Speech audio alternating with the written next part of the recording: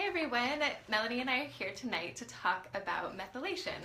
So we're here at North County Natural Medicine. You can follow us on Instagram and Facebook at northcountynaturalmedicine.com. You can also email us with any questions, especially about methylation tonight, at hello@northcounty.com.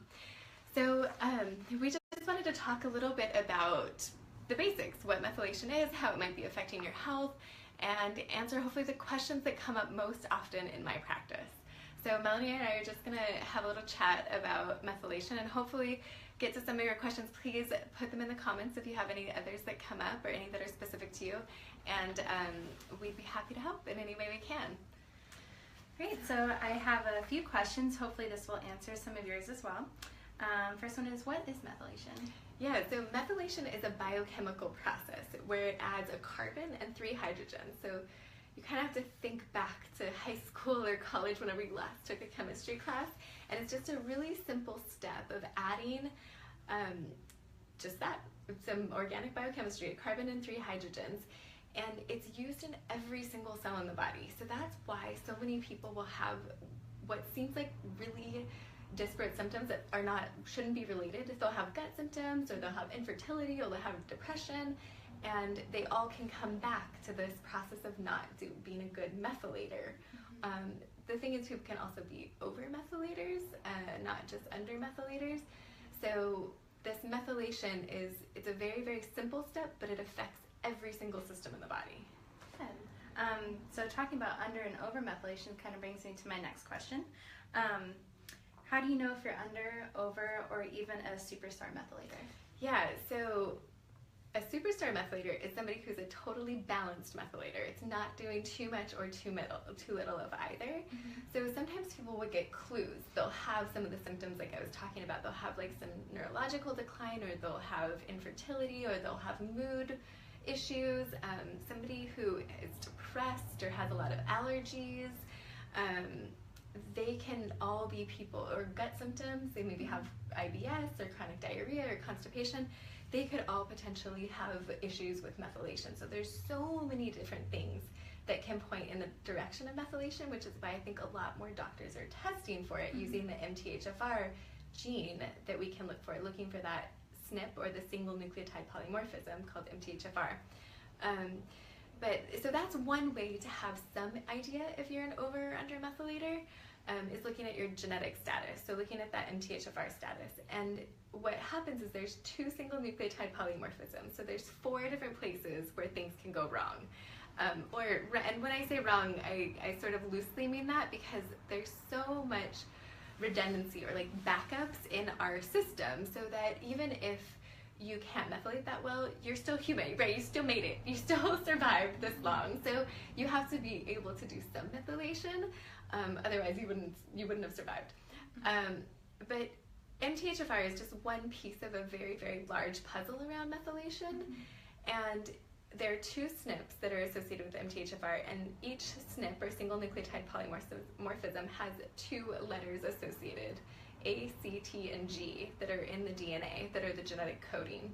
And if you have one that's a variant or different from the wild type, or what most of the population has, then there's potential in your genome that there could be a problem. Now, it's just potential. So I want to make that super clear, that just having one MTHFR variant, or even having 2, doesn't necessarily mean there's something wrong, or that that's the cause of your symptoms. So the way I like to look to see if someone's an over, under, or superstar balanced methylator is with using histamine and homocysteine. So those 2 products in our body, they're things that we can measure in the blood. They require methylation, or the addition of this carbon and 3 hydrogens. They require that in order for you to get rid of them. And so if you're not getting rid of them, then we can surmise that you probably need more methyl donors, or you're not a great methylator. And if that's the case, then we can take action. But if we only look at the potential and the genetics, then we don't always know what's actually happening in the system. And because there is all this redundancy, or all of these backups, you might still be a good methylator even though you have a couple of MTHFR variants. So the other thing that can happen is that histamine and homocysteine can be really, really low. And if they're low, that means you're an over-methylator. And so in that case, you'd want to avoid a lot of methyl donors, things like SAMe, TMG, or betaine, methyl B12, and methylfolate. Very interesting. Why does this come up so often for some of our patients? You know, this comes up often. I think one reason is because it's kind of a sexy topic in medicine. There's a lot of people that are looking into it and curious about it. And then the other reason is because it affects all of these systems in our body. So it's a common culprit. You know, it's something that can be a little off and could use some extra support very, very often in people. And the other reason why I think is because you know, so many people, so many of my patients, so many of our patients struggle with mood disorders, and so we are often looking for it because it can be so influential on mood. So a lot of undermethylated patients will suffer with chronic depression, will suffer with seasonal allergies, will have a history of like being very defiant, maybe a history of perfectionism. They tend to be strong-willed, be very competitive, maybe even have obsessive compulsive tendencies. They also don't always respond that well to medications like benzodiazepines, although these patients tend to respond much better to SSRIs or the common antidepressants. There's also headaches that can be associated with that. There's addictiveness or phobias.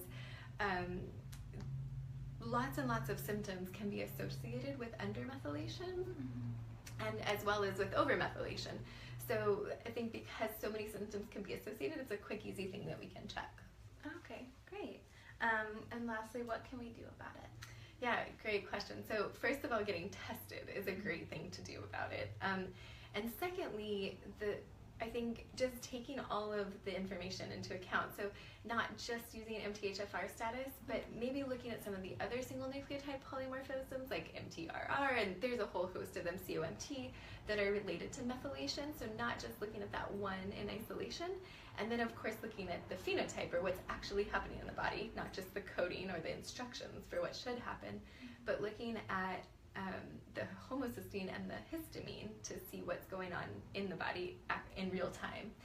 And then after that, we can make really specific decisions about what could be used to be helpful, like the TMG, betaine, methyl B12 can be used as methyl donors, and then avoiding any methyl donors if you are actually overmethylated can be really, really helpful. One thing that gets people into trouble really often in what I see very often is that people will add methylfolate when they are depressed. And this can be temporarily helpful, but because of the way the chemistry works, folate of any type, even methylated folate, will actually cause serotonin to be downregulated over time. So we see depressed people who have maybe responded well to antidepressants like SSRIs, serotonin-related medications, and maybe they want to get off of them because they don't feel like they need them anymore, or they cause weight gain, or they cause other side effects, and so they don't want to be using them.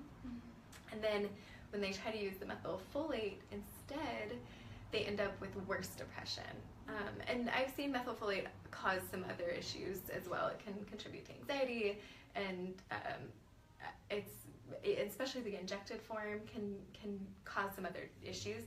So I actually avoid methylfolate if anybody has any sort of serotonin-related depression in all of its forms. And I would advise everyone to do that, or to be very, very careful. We see these pharmaceutical doses at like 15 milligrams when about 800 micrograms is a common like pregnancy prenatal dose. And so this is just a massive, massive dose.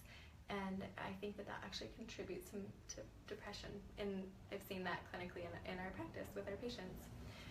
So great. Wow, that's a lot of good information, a lot of good stuff that I can, take in as well. One way you can get tested is I do majority of the blood work. We also do have Leilani here. So we can test for, like Dr. Sandison was saying, the homocysteine as well as the histamine in the Walsh protocol.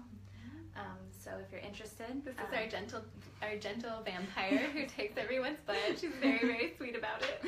Thank you. I try. So yeah, if you're interested, if there is any questions that do come up, please leave a comment. You can also call our office, 760-385-8683. and even email us at hello@northcountynaturalmedicine.com. Yeah, if you're struggling with depression, with anxiety, you don't have to. With any sort of addictiveness, with allergies, sleep disorders, ringing in the ears, let us know. There's so much we can do to help, and it doesn't necessarily mean a medication. There are lots and lots of options from a nutritional perspective that are really profoundly helpful. It's been working with Dr. Bill Walsh, who's my teacher, who has, he's been around in the field. He's been doing this since the early 70s, and he has the largest mental health database on the planet, over 40,000 people, I think, at this point. Last I checked, it was like well over 35,000, and he's training doctors all over the world, in Australia, in Europe, in the US. When I did the training, there were, I think, about 100 of us there. There were a handful of naturopathic doctors like me, and mostly psychiatrists who were really interested in Dr. Walsh's work and his contribution to the psychiatric field.